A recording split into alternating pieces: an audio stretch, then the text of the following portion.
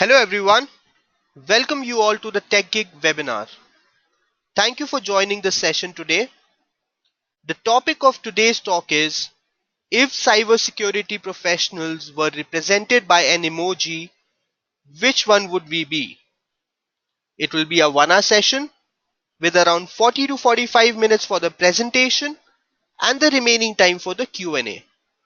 So if you have any questions, please send them to us using the questions tab on the GoToWebinar control panel.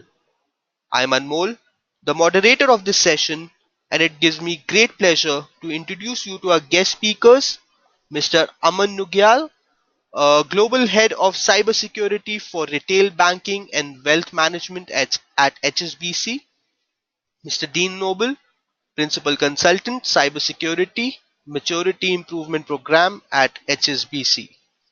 Aman heads the cybersecurity for retail banking and wealth management globally and supports secure DevOps for HSBC Technology India. He began his career in the Indian Army, where he was part of the Special Forces. He has experience in diverse sectors including telecom, consulting, hydrocarbons, and banking. Dean joined HSBC in August 2017 and has played a significant role in developing the group's global cybersecurity operations strategy. He now plays an integral role in its execution. Dean has more than 18 years of experience in cybersecurity across a broad spectrum of organizations, with roles ranging from network security specialist to chief information security officer. Like many in cybersecurity industry, Dean is enthusiastic about the latest technological developments but remains focused on security fundamentals. So without any further delay, let me introduce you all to our guest speakers. Over to you, Dean. Thank you very much, Amal, and welcome to our guests on the other end of this webinar, and thanks for joining us. So I'll take you to the first slide because it's not working. Thank you. Off to a good start. So what is cybersecurity? You'll see on screen a number of quotes that I kind of looked up before I got here, but I'll take you back a little bit in time to when I joined cybersecurity back in 2000, and I joined a team and it was called IT security for information technology, and it was fairly new at that point in time and developing. Since then, I've seen its name change several times. Computer security. We realized that it was much wider than just IT. It became information security. Computer and IT security became a subset of information security. And then more recently, the buzzword cyber has been kicking around, and I find most people referring to cyber security departments now. And in fact, I even changed my company name to include the word cyber because it helps me get more business, believe it or not. But when you look up the definitions, it's quite interesting. And the key thing here is that there is no right definition for what cybersecurity is, and it is what it is to each individual organization that is doing it. And it's based around how they manage security within their organization. So if we picked on a couple of the quotes, one of my favorites is the one on the left in red from the Encyclopedia Britannica, which was something that used to be delivered when I was a child. The computer security, they talk about physical security predominantly, but I like the bit at the end. The protection of information and system access, on the other hand, is achieved through other tactics, some of them quite complex. So, and that kind of amused me when I read that, because it is quite complex what we actually do in the world of cybersecurity. I think what is have a very good definition, the one on the right at the top there. But it talks about specifically internet-connected systems. In the world that I work, a large financial institution, we have lots of systems that are not internet-connected, but we rely on them to provide critical services to the organization, which means that we have to protect those as well. So probably fell a little bit short there. Cisco's in the top there in the grey is nice and simple. I kind of like that one. But we don't just protect against digital attacks. You know, we also protect against insider challenges where we get things wrong ourselves, where it's not necessarily an attack, it's potentially a mistake. So we drafted one here. This kind of represents what we do. It's not a definitive definition. One at the bottom box. Cybersecurity is the protection of infrastructure, systems, networks, applications, and data in order to maintain fidelity, integrity, and availability of data in service. But if you speak to the CISO here, we're here to defend the bank. That's ultimately what we do in the world that we work. So what does cybersecurity look like in a large financial institution? So the bucket on the left kind of tries to demonstrate that we don't work in isolation. Now, worryingly, many of the organizations that I work with, those functions do work in isolation, and that's not a good thing. Without talking to the business functions, the big blue circle in the middle, which are absolutely critical because they're what drive the organization. They are the part of the organization that make the money for us and why we exist, because they serve our customers to the best of their ability. We're there to protect them, their services, and their data. And if we don't interact with them, we're probably protecting the wrong things. IT functions provide those technical services to them. We have to work closely with the IT functions. Quite often we do work well with these other peoples, but usually in the event of an incident, financial crime, business continuity, physical security, regulatory compliance, when we have to inform regulators of a challenge, what we need to be doing is probably working more closely with them earlier on in the life cycle of cybersecurity. And that's something that we're looking at very closely here, so we become more preventative rather than reactive, which is kind of key to this organization. And if I take you across to the right-hand side, you start to get an indication of all the functions that can exist within a cybersecurity organization, particularly in a large financial institution. Many of you will already be working in cybersecurity functions around India. You may have worked in one or two of those. And they each will do different things. Small organizations tend to do many of those things, but don't necessarily segregate them out. HSBC and many of the large organizations I've worked with actually segregate those out. And you've got functions, many of which you'll be familiar with, such as monitoring and threat detection, incident management and response, often form part of a SOC, a Cyber Operations Center, and the people who are on the front line detecting and responding to some of the challenges that we have. But there are other key departments out there, such as government's risk and compliance, GRC, you will see it on there. And they're key because somebody has to inform our regulators as to how we're managing our security. So we need to test our security, hence the testing function. And what we learn from our security incidents and detections, we gather intelligence.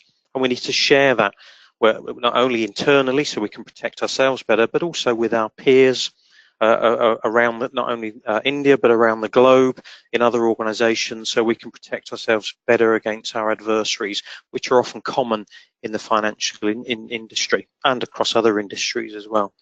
And one of the really interesting areas, I won't cover them all here, is research and science. This has been around for a long time in academic institutions, but it's something large organizations are now looking at as well, because when we come across a problem, we often look to our suppliers and vendors to solutions for those challenges, and they don't always exist. As a large organization, we can invest in that research and those computer sciences to enable us to design and resolve some of those problems ourselves. So it's an area we're looking at quite keenly at the moment, and bringing in some very bright people to try and help us to improve our organization and our defenses. So it's kind of a whistle-stop tour there of what cybersecurity looks like in a large financial institution. So what do they do? Okay, so if any of you've worked in IT for a while, you've probably seen lots of these cyclical diagrams, so I apologize, but they're very effective at kind of describing what we do in a cybersecurity function. And one of the kind of key things that we need to do is, as I said earlier, understand what it is that we're protecting. So defining the risk. and then assessing the level of risk, because we need to devote our resources, our funding, our investment to the right things to protect. So getting the most bang for our buck is a phrase we often use. And we need to architect solutions based around what those risks are. And it's not just technical solutions, it's about the people, the processes, how we organize those, and then the technology that we use to protect against those risks within the organization. In fact, I've spent pretty much the last 18 months or more with HSBC predominantly focused on the people and the process and the organization, because we have a lot of technology. We have some very good tools here, but like many organizations may not necessarily be getting the best out of that technology because we haven't set our people up for success, and we're working hard to make sure that improves for them. So when we've architected and designed the solutions, we've got to build them. Now, historically, the primary purpose of those was to put walls around an organization and stop people getting in or exfiltrating our data from the organization. Problem is, what we realize very quickly is that fails these days because we move our data outside of organizations with the cloud. We use many third parties. We have mobile devices. We like our workers to be able to work from multiple locations. So we've had to kind of change the way that we operate. And now we can't just build the walls. We've got to monitor our systems. We've got to detect what goes on those systems. And when we detect bad things, we need to investigate those. How do we monitor? We have security event monitoring solutions, gather millions of logs daily. We develop use cases to analyze those logs that provide the detections or events, as we often call them here, which then after analysis go on to become incidents that we subsequently investigate. And the solutions that we might build for those investigations or we purchase and utilize are things that many of you will have come across, such as sandboxes, where we put the malware into that sandbox to analyze it, work out what the adversary was trying to achieve from that malware, where did it come from, where is it communicating with. And I'm sure you're aware of many of the other tools that we utilize in that regard. And then we respond. And for that, we need playbooks to understand the best way to respond, who we engage with, who we are best placed to make sure we manage that situation as effectively as possible. And believe it or not, the regulators, our executive, our shareholders, our customers, all want to know how well we're doing at protecting ourselves. So we have to report all of that. And you've seen support services on the previous slide who pull all those reports together for us to report out to internal and external bodies that have a view on what we do. And then we repeat it. We do it again and again, and we go around.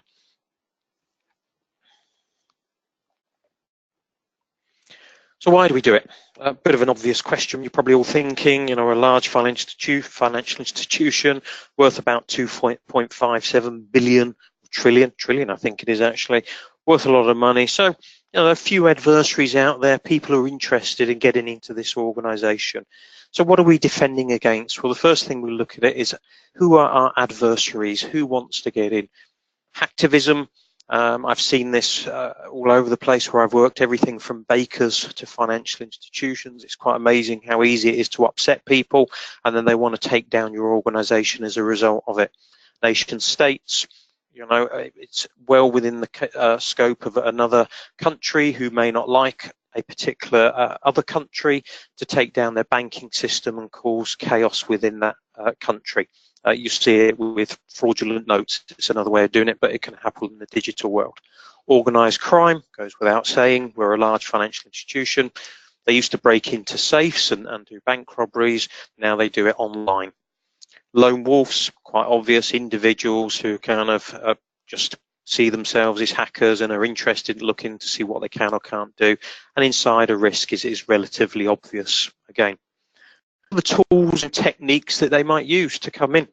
Phishing, more and more of a problem. It's social engineering and it's very effective. We stop through our email filters millions of phishing emails coming into our organization, but despite that, probably on average each year 5,000 still get through our network into our corporate email accounts.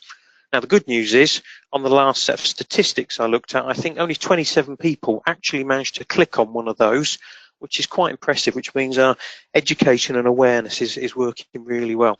And they're the ones that we had to investigate because something occurred as a result of that, but quite effective from there.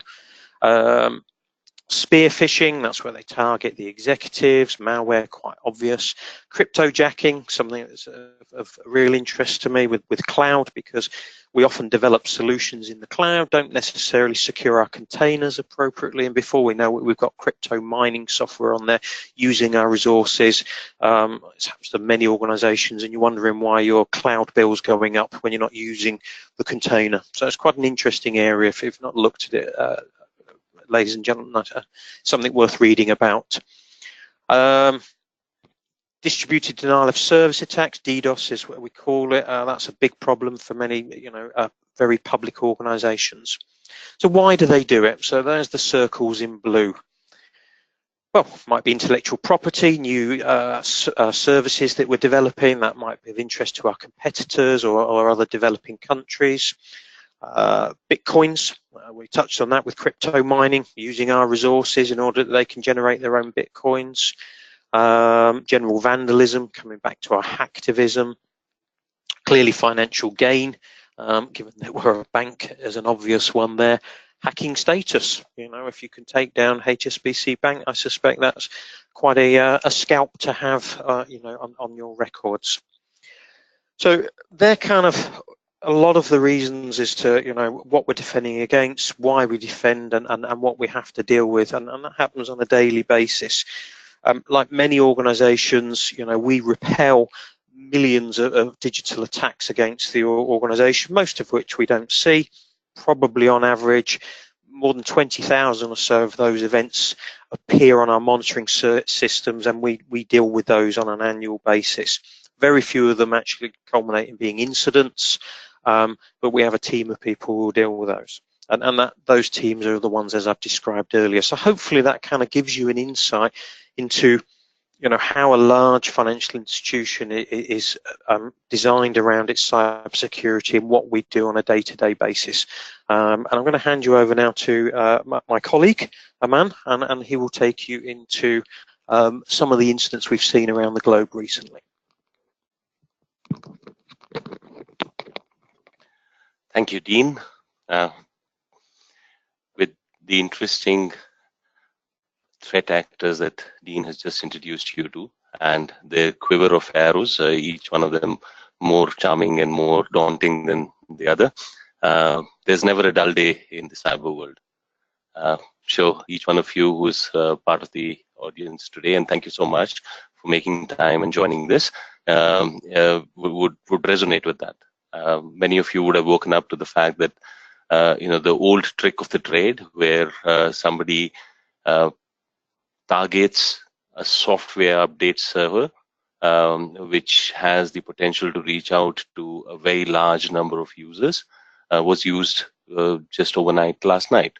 Any of you who's possibly using an ASU server, I think you need to double check whether you had an update last night, because somebody used a stolen certificate, got into a software update server, and ran the quintessential trick. There's a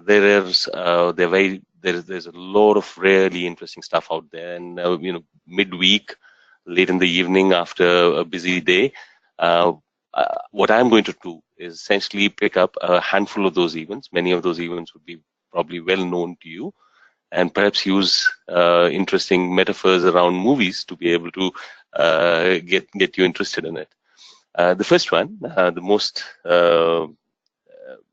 interesting connection with Hollywood is, if those of you recall the first of the Mission Impossible series, where the main actor, Tom Cruise as Ethan Hunt, has to break into the inner vault of inner sanctum of the CIA headquarters at Langley, and he goes into a whole lot of acrobatics, very, very attractive on the cinematic screen, to be able to beat a wide array of controls, temperature, pressure, multiple biometric physical entry controls, etc., beats the system and gets access to a list called the knock list, which essentially is a comparative table between the code names of operatives in different countries vis-a-vis their original names. It's for good reason that people say that fiction is stranger than fact. What happened in 2015, the Office of Personnel Management, the HR equivalent of the US federal system, was far greater in dimension than what the movie painted out to. They compromised almost 21 million federal agents, both serving and retired. And it didn't just get a code translation between their coded names and their real names. It got access to 127 pages of deeply personal information, addictions, bankruptcies, relatives out of the country, name it, and you have all of it there. And for all the federal agents. Now that's a very substantial quantum of really sensitive data, and that also of some of the most covert organizations in the United States. How did it happen? Attribution is always a challenge, and one could always, argue against attributability, but for very strong reasons, it is believed that a hacking competition in a university in Beijing, sponsored by the PLA, called the TopSec Cup, was where the challenge was to be able to break into a couple of insurance companies. So the first bridgehead was on Care First and Anthem, two insurance companies earlier in that year and in the previous year, which were part of a larger organization called Blue Cross Blue Shield, which served all the federal agents. And having got a foothold onto that, then they were able to move on to the Office of Personnel Management and get access to the crown jewels there. What's really interesting is the humor that the hackers had. They had two command and control centers that were awaiting the information coming in from the compromised systems inside the OPM. One was named after Captain America, and this was the one that got detected. So Captain America got compromised, but because Captain America got compromised, Iron Man didn't. So Iron Man continued, and that was the other command control center, and that's where the information actually went out and compromised. Now that's just one tale. There are several other tales here, and I won't go into similar details in the context of others. What happened in Bank of Bangladesh over one long weekend, which is the Islamic weekend, followed by the traditional Saturday, Sunday weekend in most parts of the world, and the Chinese New Year in the month of February 2016, could almost denude 4% of the country's GDP. The hackers still got away with the sizable sum, no small change, about $81 million plus. Wonderfully planned operation, but it was not something that happened alone. There have been attacks on payment systems starting from 2013 to as recent as last month. One of the things that has been closer to us is essentially something that had transpired mid of February in Malta. Some of you might have read about it. On 12th and 13th of February, we had the leading bank in Malta, the Bank of Valletta, similarly compromised in context of the payment systems, having an exposure of upwards of 14 million euros. And that was something that created such a fear factor that the bank went dark. It went dark on almost all of its channels. It went dark on the ATMs, the branches, and the online one. The paranoia also went to the number 3 bank, the Bank of APS, and they also shut shop.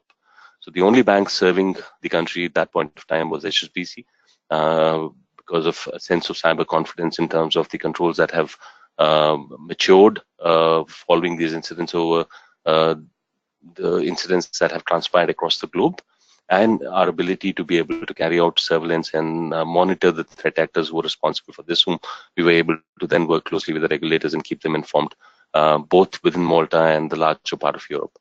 A couple of other incidents you would probably know far more intimately: the Equifax incident, where and an entity which is a custodian of identities across US got breached. You know, literally leading one to question on who will guard the guardian. 44% of the adult population in the US got compromised as a result of this. The other sensational incident that you would have heard about was what happened with the Bank of Muscat, where on one day in February, across ATMs in 24 countries, the attackers walked away with $39 million. Now, these are not incidents by themselves, or they're not incidents that stand alone in time. Something like this happened very closer home, happened at the Cosmos Bank in Pune on 11th of February. Interestingly, this time it was attacked, the attack was perpetuated from 28 countries.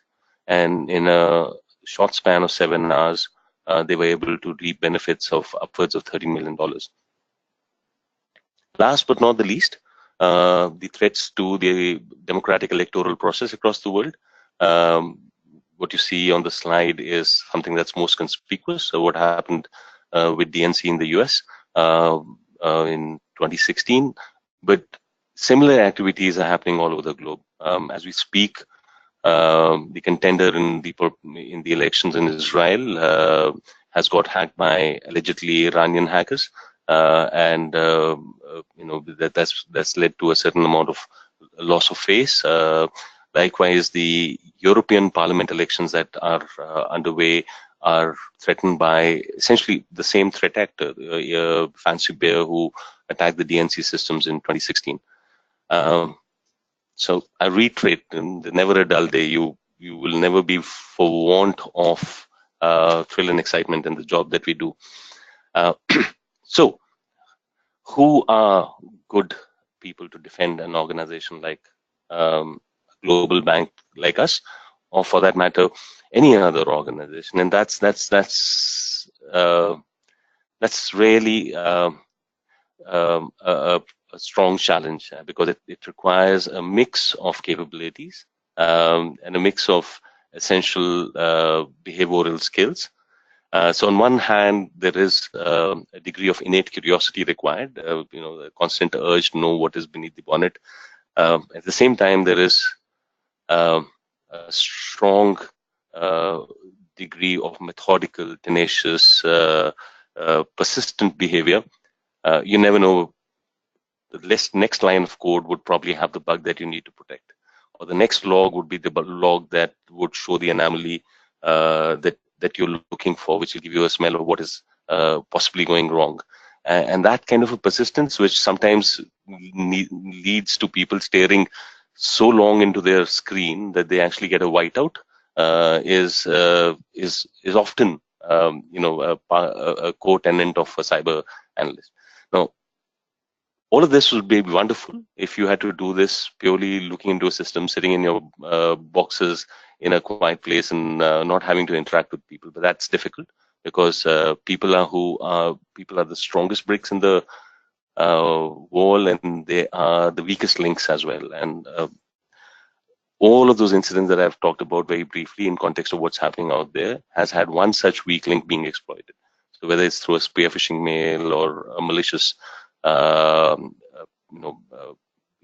storage device lying around, or a rogue network, or a stolen certificate, like what happened in context of ASUS that we talked about, that happened just this morning. So therefore, the interaction with people is really important, whether it's in context of reiterating awareness, or whether it is convincing people to prioritize this above everything else. So within HSBC, for example, there's a very strong recognition that cyber is the top and most emerging risk, and there is very strong leadership sponsor. And that leadership sponsor continues to be the main reason why we are able to stand confidently in a situation like Malta that happened middle of last month. So people interaction, in addition to the other skills that I talked about, form a very important element. What makes HSBC interesting? And Dean briefly alluded to this. You have some stats on the slide in front of you. The sheer scale of it, we are across, we're present physically across more than 66 countries. And if you were to look at it in terms of financial terms, we are present in countries and territories which control about 90% of the global GDP, which is saying a lot. If you were to look at our asset base, interestingly, if you were to compare it with GDPs of country, we would be the 8th largest GDP, immediately following at the heels of India. So India being about 2.6 trillion, we are just a little shy of 2.6, we're 2.57 trillion. We have a hoard of awards, but I've just pointed at 2 awards on the screen and with specific reason. So on one hand, we are the most innovative investment bank, which points to our nimbleness. And on the other hand, we are a market leader, which points to our size. So we are the 5th largest bank. And when you become large, usually you tend to lose a little bit of that nimbleness. That's been a very conscious decision to keep ourselves on toes, keep ourselves agile, keep ourselves ahead of a turf of fintechs that are out there, so that we are able to give our customers the best proposition, connect them to the opportunities that help them grow, and make those connections happen in as secure and protected way as possible.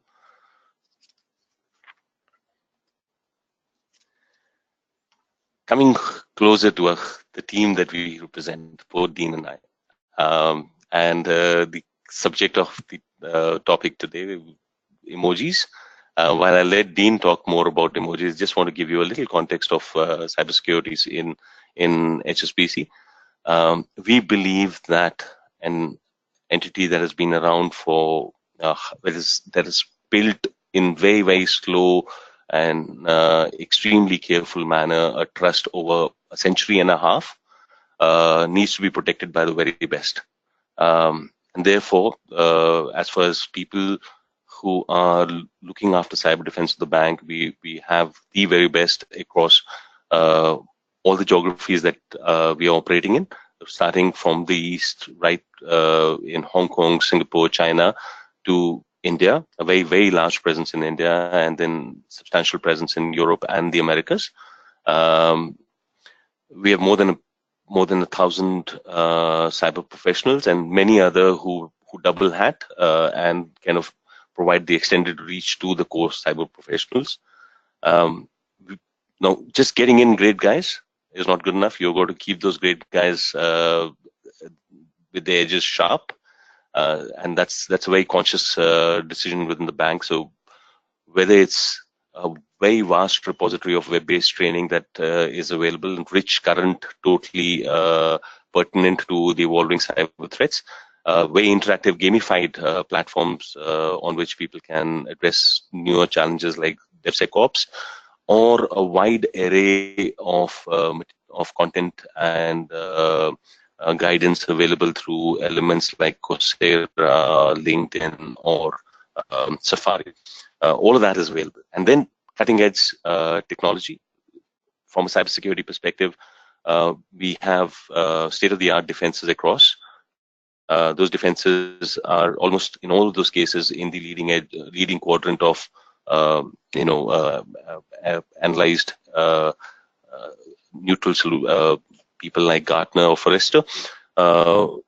We also identifying solutions that address evolving threats, over the horizon threats, and we are not only ensuring that we test and deploy them in our environment on scale, but we are also investing in them so that we can make them grow in a manner that they can provide customized defense to a large entity like us with our unique challenges. So that's HSBC for you, and that's cyber defense in HSBC for you.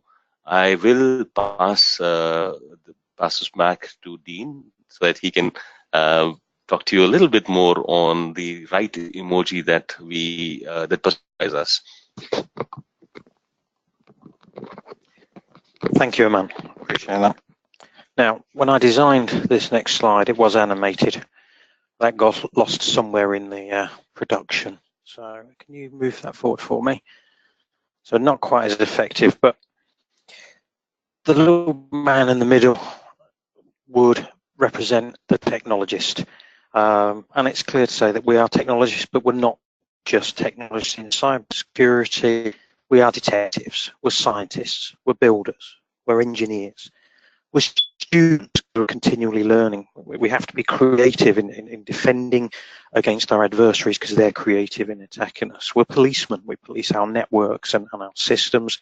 We're firemen because we have incident responders who have to deal with incidents coming out. We're educators because many of our users are focused on their day job. We need to educate them to how to do their job in a secure fashion. And we're business people.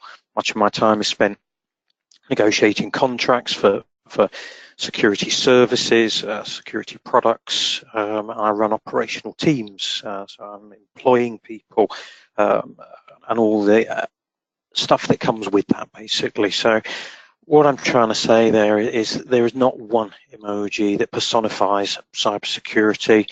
I did go through them all, see if there was a little cybersecurity man or lady, but they didn't exist. And I decided that we are all of these things and probably more as well. I ran out of room, and plus it takes a long time to cut and paste all these on. So we are many things, and that's what makes cybersecurity so interesting, and particularly in large financial institutions. And I'm sure many other organizations are equally interesting, having worked in many of them. So I'd like to say thank you for listening, because it's been a pleasure for Aman and I to sort of talk to you all and tell you a little bit about what we do and some of the things that we experience. And now we're going to go to the questions and answers, and I believe I've seen questions popping through. So I'm going to hand over to Aman for the first question. Thank you.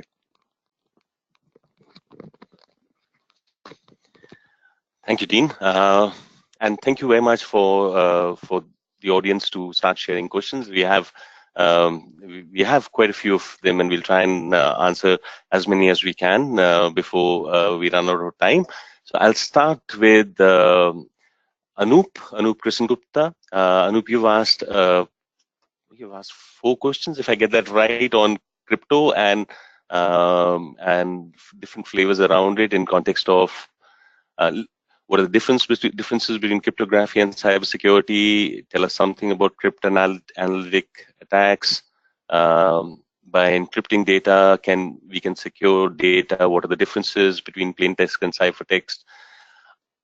Anup, there are different questions that are in your. I mean, to be able to group your questions together and cover it under a larger crypto umbrella. Let me give you some examples. We're very conscious in terms of our external facing web estate, our mobile applications which are serving our customers, and we are committed to the protection of their privacy. And to be able to protect their privacy, anything that is personally identifiable needs to be suitably encrypted, and it should be encrypted across its life cycle, which means at rest, in motion, and ideally either encrypted or masked in use. There are a wide array of crypto tools that we use to be able to achieve this. Now, crypto tools have a shelf life. That shelf life is very often linked with the evolution of our processor speeds. Good old Moore's law dictates how robust or how long would a particular crypto algorithm lie, and very often it's a question of the bit length of the keys that defines the strength. Besides, of course, the complexity of the algorithm. You therefore need to constantly upgrade the certs, constantly upgrade the encryption keys, and you need, at a scale at which a bank like us operates, a very robust crypto management environment.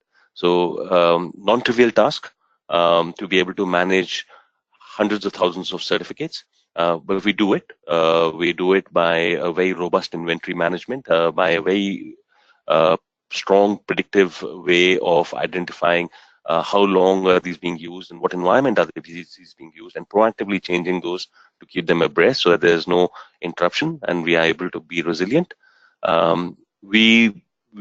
It's evolving to newer areas. For example, when our customers use applications on mobiles, they need certificate pinning to our servers so that you don't have, say, a spurious man in the middle kind of an attack. Those are newer evolving areas that we are addressing crypto. We work very closely with with global organizations. Some of those have actually had foundational work in terms of crypto. For example, in the United Kingdom, we work with the GCHQ, who, if some of you would remember, were behind the breaking of the Enigma cipher, which led to perhaps saving a few years of war. So we continue to work very closely with it. So that's in context of crypto. Crypto is, of course, a subset of cybersecurity and is a very significant subset of cybersecurity. Moving on, there's a question on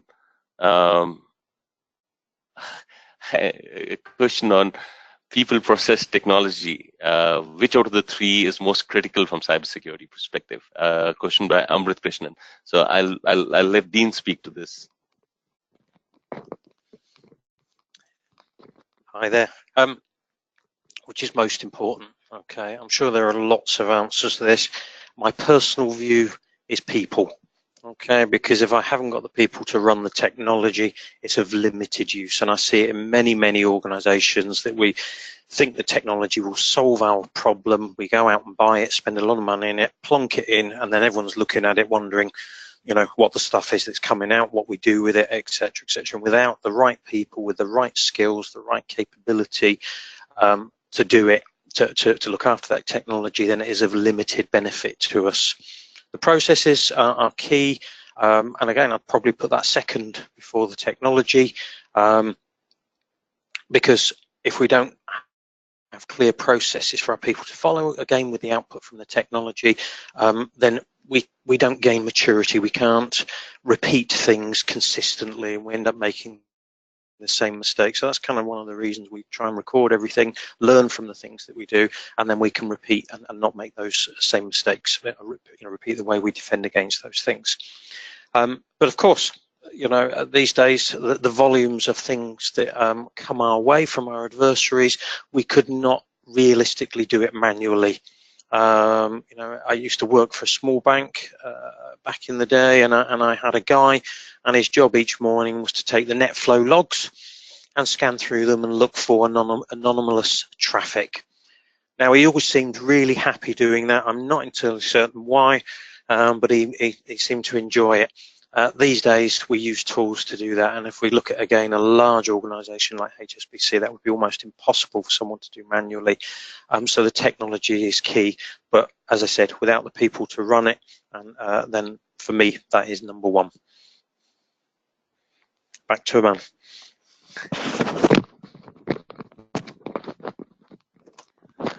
Thank you, Dean. And I'm equally biased towards the man behind the machine, because that's most often the link that is targeted.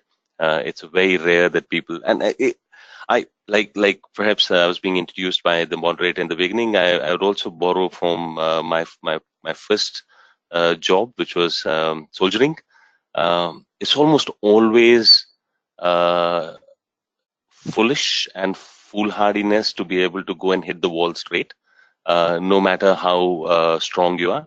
If you can find somebody to help you burrow under the castle wall, or open, you know, one of the gates behind, or take you under the moat, I think that's a far easier way. And some of you who would be interested in a person who's my favorite, please go and explore Kevin Mitnick. I think he's actually gone on record in a congressional hearing saying, despite an absolutely stellar career as a hacker, spanning over 3.5-4 decades, he has never ever used a technology exploit. He's always exploited the mind of the person behind. Coming on to an interesting question that has been asked by Amrit Krishnan. What are your views around cyber resilience for global financial institutions like HSBC? Thank you, Amrit, for asking this. This is a very, very important focus across financial institutions. It's also something that is of acute focus with our regulators in different markets. As you'd probably be familiar, the regulators in the financial sector are a close family. we actually call them the College of Regulators. So a global bank like us who kind of operates under thousands of regulators, with some of them being more assertive and more significant than the others. We get queried on cyber resilience uniformly across. And it's not just a commitment to our regulators, but I think it's more significantly a commitment to our customers who have reposed trust in us. A couple of things that I want to say in this context. I think clearly in cybersecurity, we are shifting from our emphasis on purely protection to an ability to be able to detect, contain, and respond. Now, that is enabled through appropriate tools that are deployed in our environment. And those tools should not only be dependent on what formerly used to be the case, where you're looking at certain rogue signatures or telltale signs, but you're now looking at behavior which is anomalous to a pattern that you're expecting. The moment that you are looking at behavior that is anomalous to a pattern that you're expecting, it should ring a bell, should ring an alarm. That alarm should have multiple eyes giving it a check. And while the check is happening, that particular activity should get contained wherever it is happening, so that it can't, it has limiting damage, and then we should be able to respond, remove, and recover from that attack. Now, to be able to do that, there is there's defense in depth. While we are trying to provide greater and greater resistance to various vectors of attack, we do acknowledge that some of the persistent attack, and particularly with determined actors like state-sponsored actors, would get through. So there's always a possibility of something getting through. So we are then relying upon our ability to recover both from our primary and secondary backup. And in fact, in some cases, where we feel that there is a need, we are even having tertiary recovery capability, so that we are in a position to provide uninterrupted services to our customers and retain the confidence of regulators. Now, this is manifested at all levels. It's manifested at our overall technology architecture level. It is manifested in our cyber tooling, and it is manifested in the cyber talent that is deployed to constantly monitor for the anomalies and to be able to react to them fast enough to contain and respond to them. I hope I have answered that question, Namrit. Happy to go into much more detail, but conscious of time, we'll move on. I will pass this on to Dean to talk about what are the skills required to become a cybersecurity expert. A question from Abhinav Kumar. Hi, Abhinav. Thank you for the question. I think we've got a slide on this. Can we put it back up? It's the scales.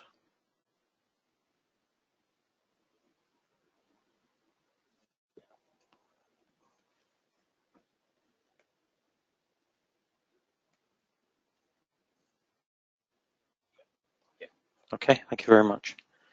So I spent a large part of much of my cybersecurity career interviewing people and trying to find the right people for the right roles within cybersecurity. And I've run many, many different teams. So the focus for me this last 12 to 18 months in HSBC has been cybersecurity operations, which is a very particular skill set. But many of the skills and the attributes and the knowledge that we look for in our people are very similar across cybersecurity. And I put this kind of slide together when we were preparing this as to what sort of people we're looking for. And I deliberately put weight on the personal attribute side for that, because much of the skills and knowledge we can teach people. What I can't teach them necessarily is to be self-motivated, or whether you're methodical or not is often a natural tendency, or to be instinctive is a natural tendency. You can train in someone, but it's not necessarily natural to them. To be inquisitive and adaptable, these are things that we kind of probably learn that through our youth as we're growing up and are inherited to a certain extent. And they're key personal attributes that I look for in a person, because those will make you successful within any career to a certain extent, but particularly within cybersecurity. And then you'll notice when we go across technical skills and knowledge, yes, technical is on there. Because you can't be a cybersecurity operations specialist, for example, or analyst, if you don't understand logs and how to interpret them, the tools that we use to defend ourselves and what the outputs are from those, and the tools that we use to perform the investigation. So that's a given to a certain extent. But actually, do you have good communication skills?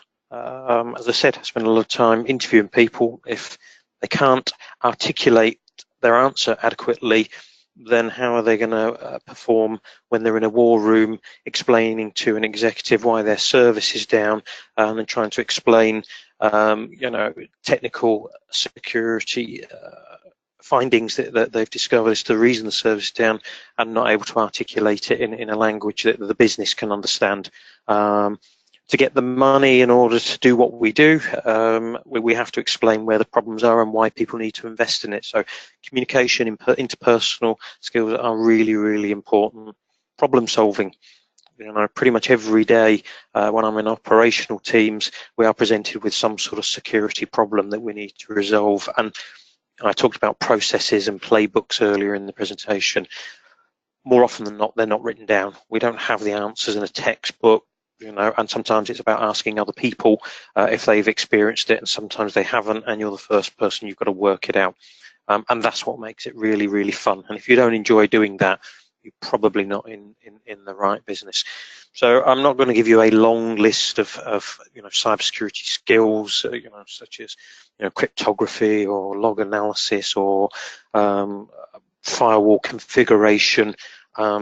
Every individual I look at, they bring some value in the skills that they bring. I try to build balanced teams so everyone has between them can cover all the bases, but it's those personal attributes and some of those broader skills and knowledge that I would be looking for. Would you like to add to that, Aman?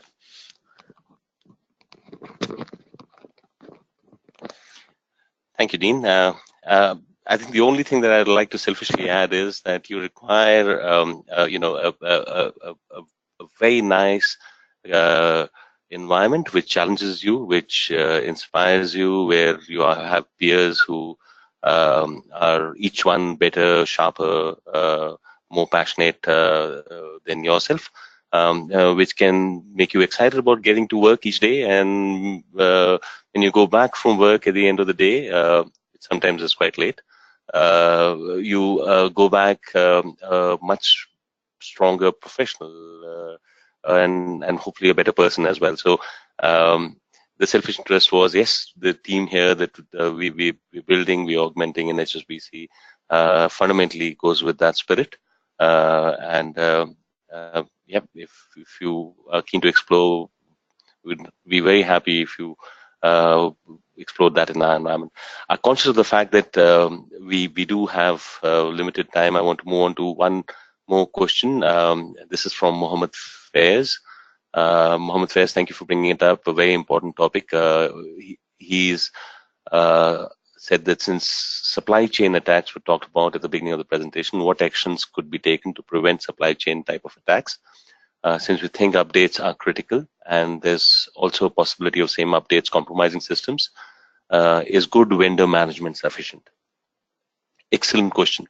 I think the question that the part of the question that we really need to examine is what is good vendor management? And good vendor, and that's the fundamental part which is constantly evolving and must evolve if it has to remain ahead of the threats. If you in many ways this is no different from the erstwhile concepts of warfare. If you were not in a position to beat an enemy by breaking the walls of his castle, you actually put him under siege, and you cut off the supply chain and starved him out of the resources. That's just another form of vendor management compromise. Not surprisingly very different from the ASUS example that I gave about this morning. Um,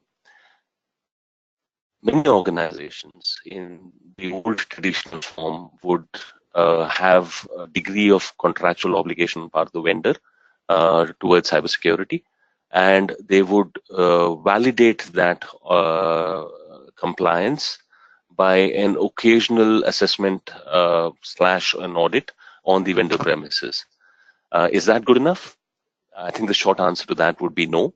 Uh, a periodic assessment, no matter at what frequency, would only give you a view at a slice of a time, and things could change substantially from day to day, moment to moment. One of the things that to evolve to is continuous monitoring across at least our more critical vendors. There are now capabilities that are available which are non-intrusive, which provide a public profile of a vendor externally, all the basic elements. So, for example, in an Equifax kind of a scenario, are the Apache Struts vulnerabilities that have just been declared as CVSS 9 or upwards, are they fixed on the vendor premises on the external facing environment? Is the anti-malware up to date? Is any of those systems compromised and beaconing out to a command and control center? Stuff like that. Are vendor credentials compromised and available on the black market? You have today effective wherewithal to be able to assess that profile in a non-invasive manner. You don't have to set up an appointment, travel to the vendor premises, none of that stuff. You can do it from your premises. You could do it through a capability that is reasonably convenient. Now, for that capability, and that's purely the technology perspective, for that capability to actually manifest itself into a raised maturity from the vendor side, it must have strong contractual muscle, where we need to shift from a pure technology-centric view to an holistic supply chain management view. And many organizations, supply chain lies within a distinct organization, like either the supply chain called either SCM or procurement or one of the other names. Now, that organization must have an end-to-end process in terms of ascertaining that the vendor has a robust cyber posture based on the criticality of that vendor. And when I say criticality, there are multiple elements to it. What is the data that has been shared with that vendor? What is the type of connectivity that the vendor has to our environment? What are the accesses that the vendor has, and so on and so forth. Is the assessment right-sized? Is the vendor prompt in terms of closing identified vulnerabilities, et cetera, et cetera? And if the vendor is not, then that part of the business which is engaging the vendor must be able to take a decision of not retaining that vendor, not exposing ourselves to a risk that is beyond our appetite. The interesting part is even from the cybersecurity frameworks perspective, we have the newer versions of frameworks very clearly recognizing this as the most significant part of cybersecurity, and quite often a less addressed part of cybersecurity. So if some of you are familiar with the NIST cybersecurity framework, there is a version that is now adapted to the financial services sector, which besides the different stages of an attack, typically the NIST cybersecurity framework goes into identify, protect, defend, response, recover. It has now added two separate domains. One is governance, another is supply chain management, purely recognizing the significance of vendor management. I hope that answers your query, Mohammed. Thank you very much for posing it. Conscious that we are literally at the end of the hour, we are very grateful to all of you who have found time on a Wednesday evening to be able to join us. And we hope many of you would become excellent cyber professionals, and we hope to be able to interact with you formally, informally in some forum, and perhaps even work together at some point of time. Thank you very much on my behalf, on Dean's behalf, and on behalf of our moderator. Thank you so much, Aman and Dean, for this really motivating and empowering session today. I would also like to thank all our participants for making this webinar a great success. This session has been recorded and the recording will soon be available on techgig.com. Thank you everyone for joining us, and a very special thank you to you again, Aman and Dean, for the insightful thoughts today. Thank you.